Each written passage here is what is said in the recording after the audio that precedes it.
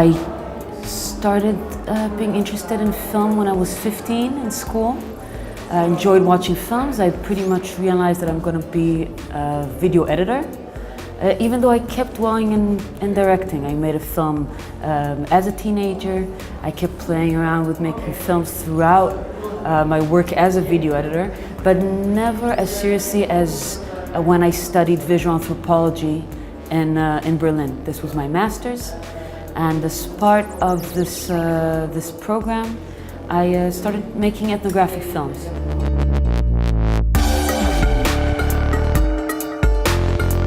It's a good question if I ever knew. I don't know if it was ever a decision, but it was the pleasure that I happened to find through exploring documentary filmmaking.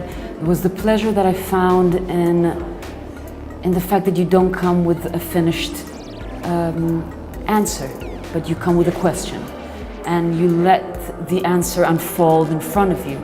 And if you really manage, then you leave your viewers with a question. This kind of dialogue is something that I found appealing, very appealing. And I think that was the reason why I enjoyed making documentary films so much.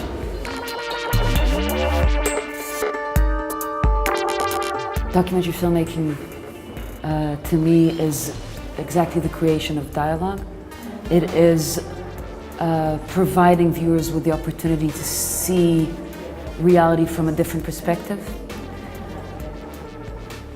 And for me as well, another very important quality of documentary film, though not not a necessity, films can exist without it, but because we exist in a society, most of us, I think, anyone in the Western world or anyone that's open to the Western world is experiencing a lot of visualization of the reality they live in. We see it in media, we see it in social media. There's specific ways that we're taught to see reality in. It affects our cultural experiences. It affects the world around us because it constructs the world around us, the image constructs it. Documentary film gives you the opportunity to deconstruct it, to create new representations of reality.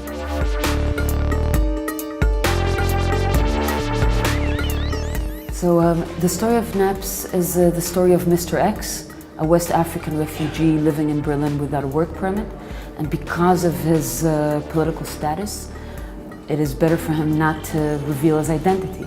And so what we decided to do is to have him tell a story behind the camera rather than in front of it, using him using the camera as a cinematographer to express his story. And the reason we chose this came out of the constraint, out of the fact that he cannot be seen.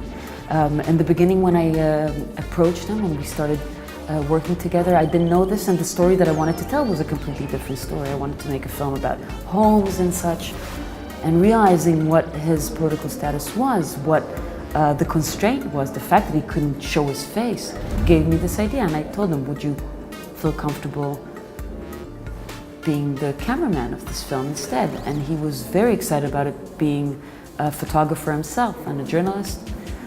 And so, quite ironically, the constraint, the political constraint that he suffers from is what gave the film its aesthetic. It's what turned this film into a collaboration. How do you say? I can't claim to have that kind of vast knowledge and authority. I can't claim to have the authority to say what a good documentary is.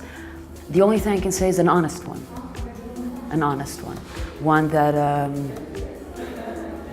that doesn't try to be something that it's not.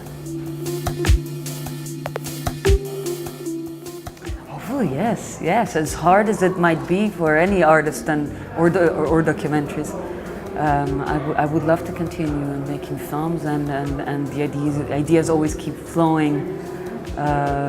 You know, you always keep thinking about the next one. I think Jean Rouch is one of the greatest influences on my work, even though I don't think my work itself, I don't know how many actual similarities you would find, but this anarchist quality of